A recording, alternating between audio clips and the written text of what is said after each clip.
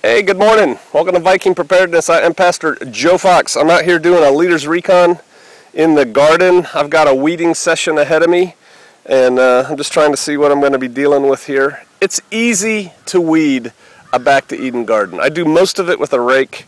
The things that are a little bit too hard for the rake, I just pull and they come out, roots and all, just like in the movie you can watch for free on YouTube, Back to Eden Gardening.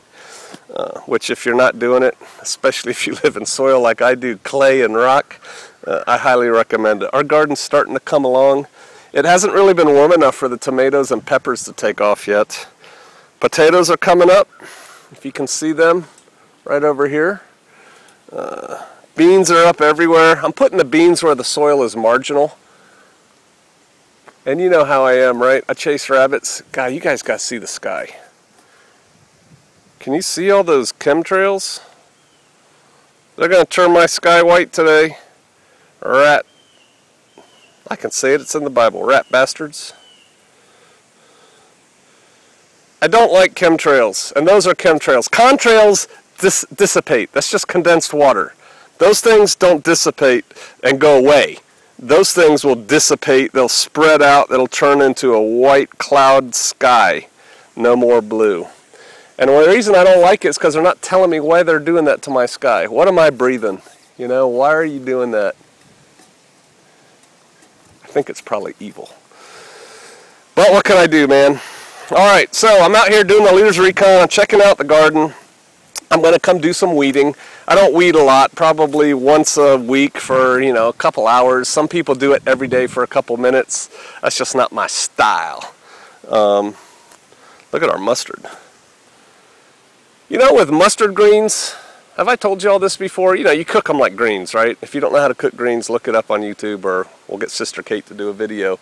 And so that's how most people eat mustard. They eat the greens like mustard greens. But my wife sent me to work one time with leftover supper, and it had like a piece of chicken and some bread, and I don't know what else was in there. But there was a green mustard leaf in there. And I think she thought it would be fun for me to build my sandwich. And I remember opening up, it was all in different pieces. And I'm like, man, why didn't she just put my sandwich together so I could eat it, you know? I ain't got time for that. And so I built a sandwich with the bread and the leftover chicken, and I put the mustard green leaf on it, and I ate it. And you know, when you put a mustard green leaf on your sandwich, it tastes like you spread your sandwich with brown spicy mustard. Go figure. And so I went home and told her, and she's like, no, you were supposed to nuke the whole thing. Well, you didn't tell me that, so I ate it like a sandwich. And it was pretty good. So now we eat mustard. We mostly eat it like greens. My wife cooks it. But we also put it on sandwiches like that. So there's that. Did you hear? Let me not backlight myself. Did you hear that in California they are whining, that mean old Donald Trump, man, he's scaring away all the illegals, and so now we don't got anybody to pick we don't have anyone to pick our grapes or our veggies or whatever, and so you, Mr. and Miss America, are going to suffer because that stuff's just not going to happen because of Trump. Yeah, people are going to go hungry. People are going to starve because of mean old Trump keeping the illegals, undocumented migrant workers, out of the country. Well, I got a solution for that. So we have crops that need to be picked in the field. It's low skill labor, right? And you know, a lot of times, hold on, I gotta put my coffee cup down. It's too hot to drink right now. A lot of times, they'll drive up to a place. There are places that are known where illegals will like wait in the morning, and construction guys will show up. How many people do drywall? We do. All right, 5 of you get in the truck, and they take them and they pay them for a day's work, much less than they pay, you know, Americans. And the same thing with farming. Or they'll get people that come up to farm, but they're still paying them not very much. Okay, well, they're illegals. The solution is not to let the illegals come and work. The solution is go down to the welfare office, to the unemployment line, whatever, and before those guys get their check, say, hey, we have this job available on Shofar Mountain Farms, picking lettuce for the day. We'll pay you guys, you know, $15 an hour, $12 an hour, whatever. Is that more than they're paying the Mexicans? Yeah, probably. That's okay. They can raise the price a little bit or whatever. and let the people go work there. You know, it says in the Bible, he who does not work shall not eat, so it should make people feel good that they're working for the money. And for those that say, nah, I ain't going to do that, then guess what? You ain't getting paid. No pay for you this month. Next! That's what I would do. Now, I think somebody tried that when I was in high school. Some governor in Massachusetts, believe it or not. Somewhere up there. Maybe New Hampshire. Somewhere in New England tried that. And they took him to court. I think it went all the way to the Supreme Court. And he lost. You can't make people work for their welfare. Well, then don't give it to them. That's what I say. So that's a solution right there. Solution number 2. How's your garden doing? My garden is, you know, we're still planting stuff in here. I still have empty space in the garden. But that's okay. The summers are long here in the Ozarks. Man, you want to see some beautiful gardens, go to Pastor Dow's channel and look through his videos until you find the garden videos. Woo! They got some nice garden videos. They've been doing that for a long time, though, and they know what they're doing. And they have some people like Sister Vicky who are really, really good at it.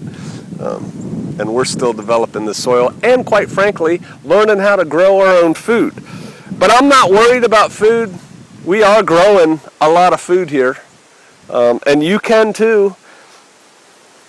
If you live in a little apartment, you can do container gardening, you know, and don't worry about the California prices. Grow your own. Another thing that's happening is that, you know, people used to think all the vegetables in America were grown out in California, and for a long time, hold on, I gotta yell at my dog. Get! I don't want him tromping around on the passion fruit. For a long time that was true, but you know, out here in regions of the Ozarks, they're planting entire fields of green beans, not soybeans, green beans, and then they send them somewhere to can them and things like that. They're starting to grow more vegetables elsewhere because they're figuring out they can, right? Are your food prices going to go up? They are. But again, why are you buying fresh vegetables? Man, here, let's go check the peas. My wife took off. She took off and left me. Oh, wow. I got a little sun blasted. What's going on here? You see my peas? What's going on here? Where's all my peas? Do you know what? Seriously, my wife took off. I'll talk about that in a little bit for a week. She's coming back today. And the day she left, there were all these peas out here, and I told her I was going to come out here and pick them and do a video and make boil the peas, steam the peas, or make a cold pea salad or something. And I'm telling you, gang, I'm really upset. I'm not happy. There were probably a couple hundred peas, you know, in the pods, pea pods, a couple hundred pea pods. They're all gone.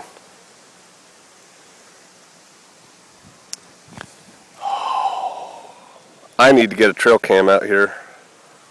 I am unhappy. I was looking forward to bringing you out here and showing you peas. I was going to open it up, eat them, and, you know, say, you could do that. Kind of encourage you. And you can see, well, you probably can't see because you're not out here tending your garden. They're all squished down and looking hurt. I think a deer came in here. I'm looking on the ground, but it's hard. You can see the soil. It's hard soil, so it's not good for footprints. Oh, man. Well, there you go. And you know, my dogs every now and then, they go off in the house. In the night. And what do I tell them? Shut up! Oh, I'm not happy. I know, you're getting to see me just look at this and go, woe is me. Well, I guess the upside is I was going to eat most of those peas anyway. It's not like we were going to save them, so they would have been gone by now anyway. Man, I need to get a trail cam up. So, I transplanted a bunch of sunflowers. I think I may have told you all about this in a video. And I put them behind my house because the afternoon sun beats on the side of my house. And they were getting pretty big, you know.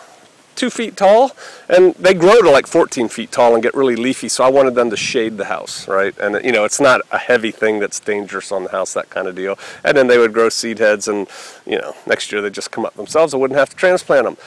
Well, I came out one day and 2 of them were just gone, tunk, tunk, like snipped off. And you know, these things were 2 feet high. And so then the next day one was gone, the next day one was gone. And my dogs do bark, and I let them out of the house, but they're stupid. They're barking out the back door. I let them out the front door, and then they run straight out the front door. They don't think in their head, go out the back. Well, long story short, the other day my dog was barking. It was just after dawn, and I got up and I put my glasses on, and I let him out the front door, and when I turned around to walk back so I could see my 2 sliding glass doors, a deer is walking through the woods right there in my backyard. I mean, you know, that far away. It's like, a deer's been eating my sunflowers, and I bet you a deer came in here and ate the peas.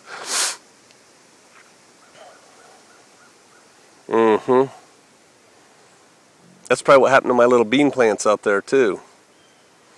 You know, in SERE school, Survival, Evasion, Resistance, and Escape, they tell you that when you are E&Eing, escape and evading, and you're going, you know, 30 miles across enemy territory or something, be very, very careful if you think you're going to take some food out of a garden, just some garden out in the middle of nowhere.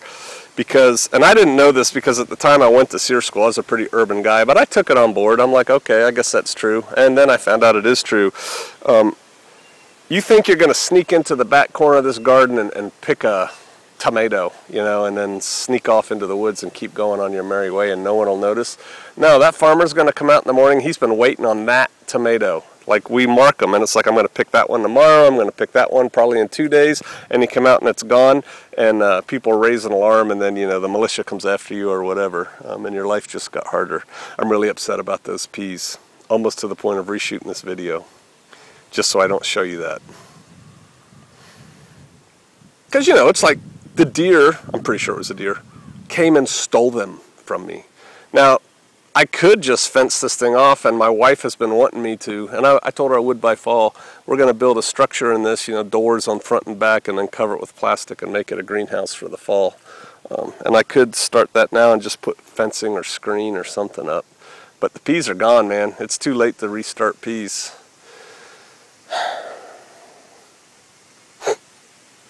Bummer. My wife suggested that I do a video on the Philippines, what's going on there, and I'll probably do that. That'll be a separate video though. I've spent some time there. I have a pretty good understanding of it. So, grow your own garden, protect it from all manner of creatures, you know, due diligence. They come out at night, by the way. I ought to just chain my dog up out here at night. Out here in the garden, build him a little doghouse right out here, and just, I don't like chaining dogs though. Let them be free. But yeah, consider growing your own food. Consider talking to people about what should be expected of one when one is on unemployment or welfare. You know, I had a job one time. This disgusted me, and then I'll sign off. I'll sign off with disgust. I had a job one time working for a contractor, and all former military, and all getting pretty decent retirement checks, some of them getting ridiculously decent retirement checks because they retired much higher positions than did I. And they were paying us well. And we worked in spurts. You know, you work 2 weeks here, a week off, 2 weeks here, and then maybe you have a month off, and then 2 weeks, da da da da da. These guys would file for unemployment in between gigs. I don't think that's right. You know, it's not like you're unemployed. You're choosing to be. They're like, hey man, we paid into it, we should get it. I don't know, there's just something that doesn't sit right in me with taking unemployment or welfare, stuff like that. That's me. I'm sure I just ticked some of you all off, and you know, you're probably going to say something. But again, it says in the Bible, he who does not work shall not eat. You should earn the money that you're getting. Alright, so that's the view from my garden this morning.